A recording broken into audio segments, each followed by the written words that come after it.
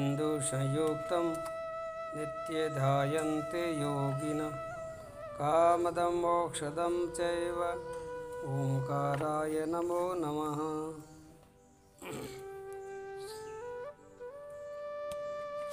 योग दर्शन के आधारित योग साधक के लिए विशेष बातें। योग साधक जब योग साधना में आगे प्रवृत्त होता है तो उससे पहले ऐसा भी आया है कि योग के अंगों का भली प्रकार अनुष्ठान करने की जिनकी चाहना है तो उनको अशुद्धि नाश करने के लिए, शरीर की विकृतियाँ, शरीर के दोष नाश करने के लिए शास्त्रों में यौगिक षट क्रिया आती है। वो षट क्रिया करने से शरीर एकदम स्वस्थ हो जाता है, शुद्ध हो जाता है। नेति धोती वस्ति नौली कपाल भाती त्राटक षट कर्म से तन शुद्धि करे सो योग साधक। योग साधक को शरीर शुद्धि के लिए षट क्रिया करना अनिवार्य है। अगर जो साधक उत्तम अधिकारी नहीं है, साधना पाद का अधिकारी नहीं है, समाधि पाद का अधिकारी नहीं है, तो साधना पाद में उनको ये करना अति जरूरी है। तो ये जो हमारा जो शरीर है ये प्राकृतिक 3 गुणों से बना हुआ होता है और इसमें वात, पित्त और कफ ये तीनों अवस्थाओं में सम रहना ही स्वस्थ होना है। इनकी जब अवस्था भंग हो जाती है यानी ये विषम रूप ले लेते हैं तो कोई न कोई शरीर रोग आता है। वात, पित्त, कफ को सम अवस्था में रखने के लिए ही ये योग की सारी क्रियाएं होती है। वात के कारण होने वाले रोग जैसे गैस, बदहजमी, गठिया, जोड़ों का दर्द आदि, ये सारे के सारे रोग विस्तृत एवं नौली क्रिया करने से मिट जाते हैं। अब कफ के कारण होने वाले रोग जैसे खांसी, बलगम, दमा, श्वास रोग, टीबी आदि रोगों की निवृत्ति के लिए नेति और कपाल भाती करने से उनके रोगों की निवृत्ति होती है। पित्तजन्य दोषों में जैसे गर्मी के कारण गर्मी, पीलिया, बवासीर, यकृत, बुखार आदि, आँखों का जलन या थोड़ा थोड़ा चक्कर आना, आँखें लाल रहना आदि, ये सारे के सारे नेति धोती करने से और त्राटकी को साधना करने से रोग मिट जाते हैं। अब आगे बता रहे हैं कि ये क्रियाएं कैसे करें। नेति 4 प्रकार की बताई गई है। जल नेति, सूत्र नेति, दुग्ध नेति व घृत नेति। तो घृत नेति और दूध नेति तो हमने नहीं की है, लेकिन जल नेति और सूत्र नेति तो हम करते ही हैं, कराते ही हैं, लेकिन वही कठिन नहीं है, वही सरल ही है। अब जल नेति नित्य कीजिए, नैन ज्योति बढ़ जाए, नाक कान और उदंत का रोग कभी नहीं आए। ये जल नेति करने से भी बहुत लाभ होता है। नेति क्रिया। अब जल नेति जिनके लिए करने की जो विधियाँ होती है, एक टूटी वाला जो लोटा होता है उसके द्वारा थोड़ा सा अंदर नमक डाल करके और वो किया जाता है तो आसानी से हो जाता है, ज़्यादा तकलीफ नहीं है और वो साधक को रोज़ करना सही है। और सूत्र नेति एक सूत्र धागे से बनी हुई एक डोरी होती है, फिट 1.5 फीट लगभग लंबी, और वो धीरे धीरे आगे का भाग थोड़ा सा कड़क रखा जाता है और फिर वो पूरे के पूरे नाक में डाल करके और मुख के द्वारा बाहर निकल जाती है। तो ऐसा करने से जितने हमारे मस्तिष्क के अंदर जितने जो कफ वगैरह जमे हुआ है श्वास नली में वगैरह, वो सब खत्म हो जाता है। उसमें आँखों की जोत भी बढ़ती है और अनेक प्रकार का उसमें लाभ भी होता है। उनके बाद में धोती क्रिया आती है। धोती 3 प्रकार की होती है, वसन, वारी और उदंड। युक्ति जान कर लीजिए, रोग न रहे पिंड। मतलब धोती क्रिया 3 प्रकार की होती है। पहली होती है वारी धोती अर्थात गज करनी। दूसरी होती है दंड धोती अर्थात ब्रह्मदातुण। ब्रह्मदातुण मतलब बड़ की जो जड़ होती है उनको एकदम सीधा करके आगे से एकदम थोड़ा कोमल करके दांतों से उनको कोमल करके फिर धीरे धीरे वो अंदर उतारी जाती है मुख के अंदर, और वो नाभि तक जानी चाहिए, नाभि से नीचे नहीं जानी चाहिए। और फिर अंदर से थोड़ा थोड़ा ऐसे घुमा करके धीरे धीरे बाहर निकाल दी जाती है। तो उसमें श्वास नली की शुद्धिकरण हो जाती है। किसी प्रकार का भी जो अंदर से कुछ दिमाग होता है, कचरा वगैरह सब निकल जाता है। और तीसरी होती है वास धोती अर्थात वो वस्त्र धोती, वो कपड़े की होती है। तो उसमें काफ़ी लंबा कपड़ा होता है, 4 इंच का चौड़ा होता है और लंबा होता है जैसे हमारे हाथ से 16 हाथ लंबा होता है, यानी कम से कम 20-30 फुट लंबा होता है। तो वो धीरे धीरे धीरे पूरा पेट में उतर जाता है और थोड़ी देर से वो बाहर निकाल दिया जाता है। ये थोड़ा सावधानी से किया जाता है, ये किसी गुरु के सानिध्य में ही किया जाता है और सानिध्य में ही करना चाहिए। केवल शास्त्रों की बात पढ़ करके मन मर्जी से ऐसा नहीं करना चाहिए, उसमें आनी भी हो सकती है। दंड धोती के बारे में आपको बता दिया। ये सारी की धोतियाँ जो है ये शुद्धिकरण के लिए है। अब आगे आता है धोती करने से पेट का सारा कफ निकल जाता है। खांसी, दमा, श्वास, सर दर्द, ज्वर, पीलिया, कोढ़ आदि अनेक प्रकार के रोगों में ये मददगारी होती है।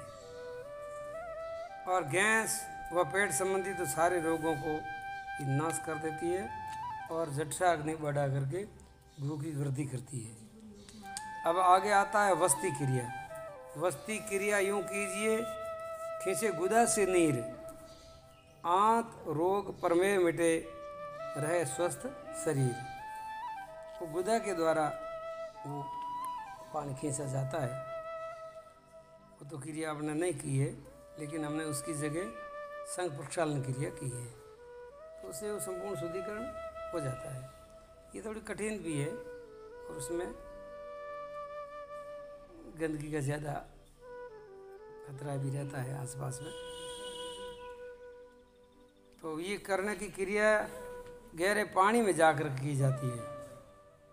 और वैसे आजकल करने की सुविधा है, ऊपर एक बड़ा पानी का कोई कैन भर के रख देते हैं और उसके अंदर नली लगा देते हैं और नली लगा कर वो नली को गुदा में लगा देते हैं और फिर धीरे धीरे धीरे धीरे वो पानी पूरा आंत में भर जाएगा।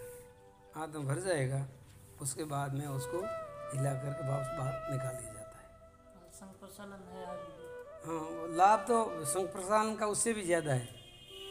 संघ प्रसालन वाला जो हम क्रिया करते हैं वो क्रिया मुख से पानी भरते हैं और पूरे के पूरे सूक्ष्म आंत और स्थूल आंतों में घूमता हुआ और टोटल पानी बाहर निकलता है।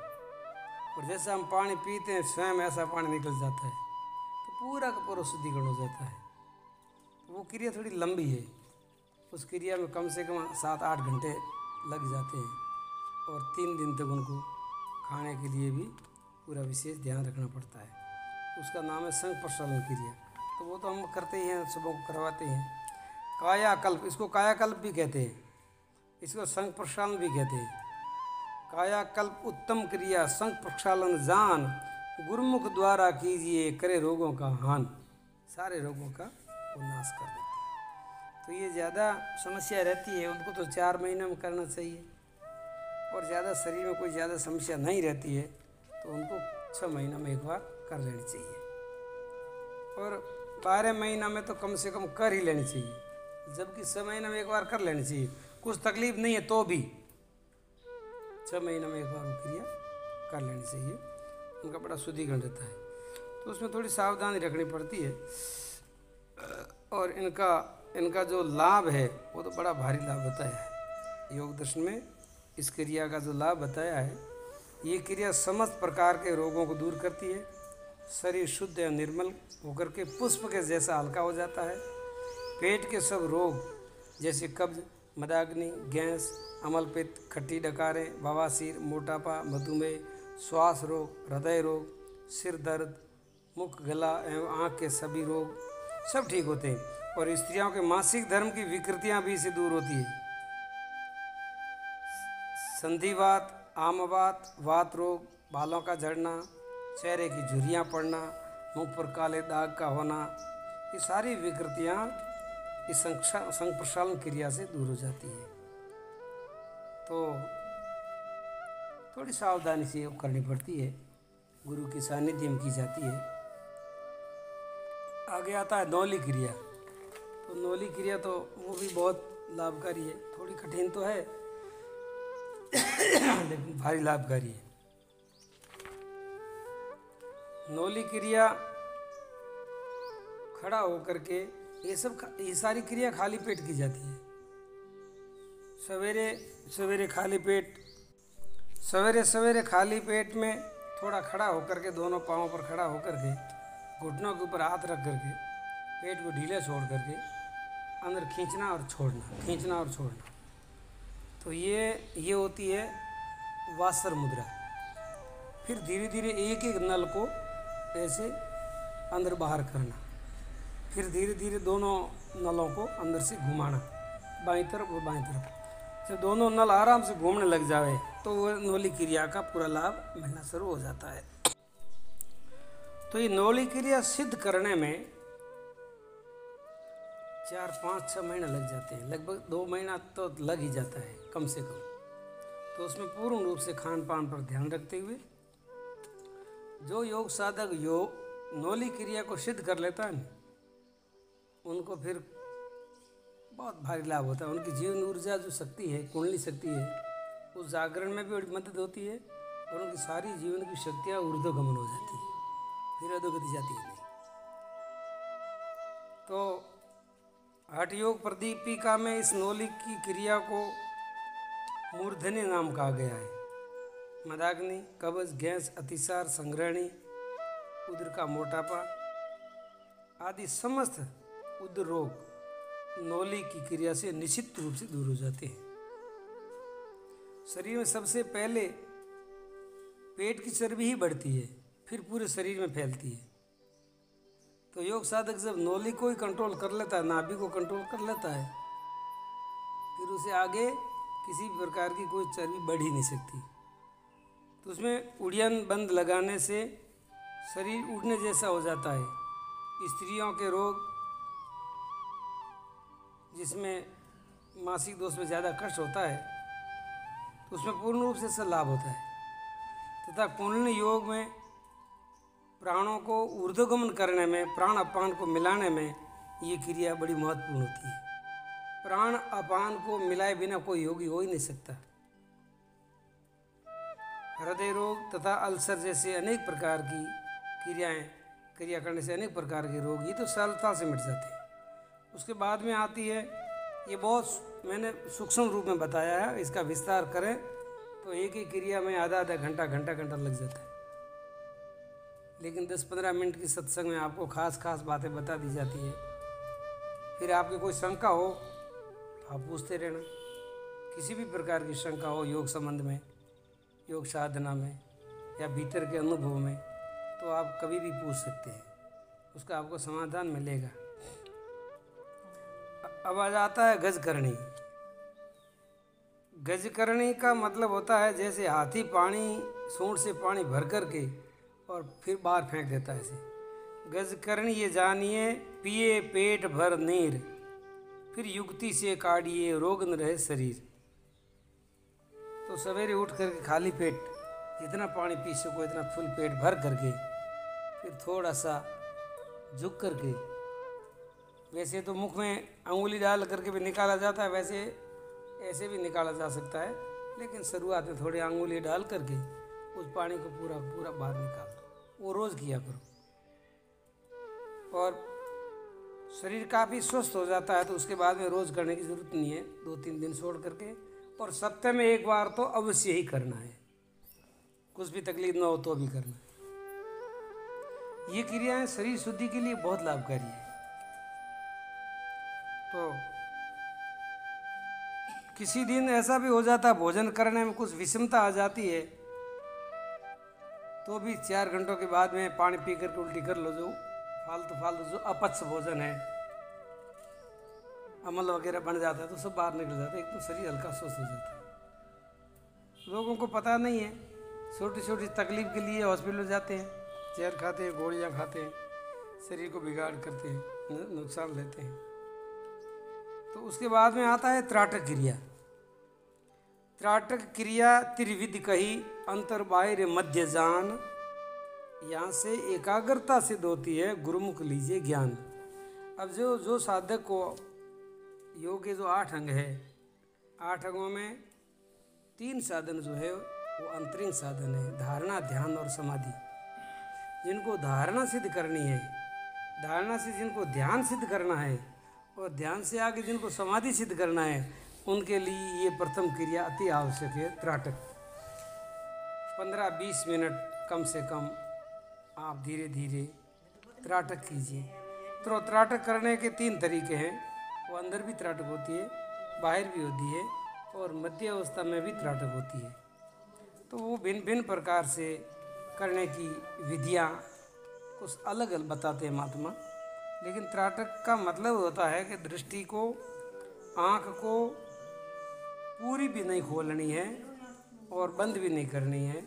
ऐसे अध खुली आँख को रख करके दृष्टि को स्थिर करना, आँखें पलकारे हिले बिना, आँख का पलकारा नहीं गिरना चाहिए।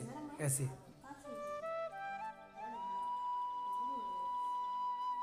जितने समय तक आप रह सको, हो सकता है थोड़ी आँखों में जलन होगी, हो सकता है आँखों में थोड़ा पानी भी आएगा, उसमें कोई घबराने की बात नहीं है, उसमें ज़्यादा भारी लाभ होता है, ज़्यादा फायदा होता है।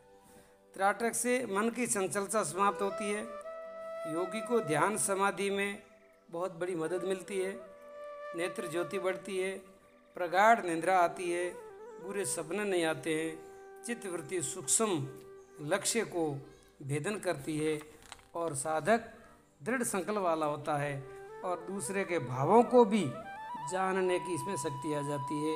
इसको सम्मोहन शक्ति, जिनको सम्मोहन शक्ति का अभ्यास करना है, उसके लिए भी ये उनको लिए मददगारी होती है। उनके बाद में आती है कपालभाति।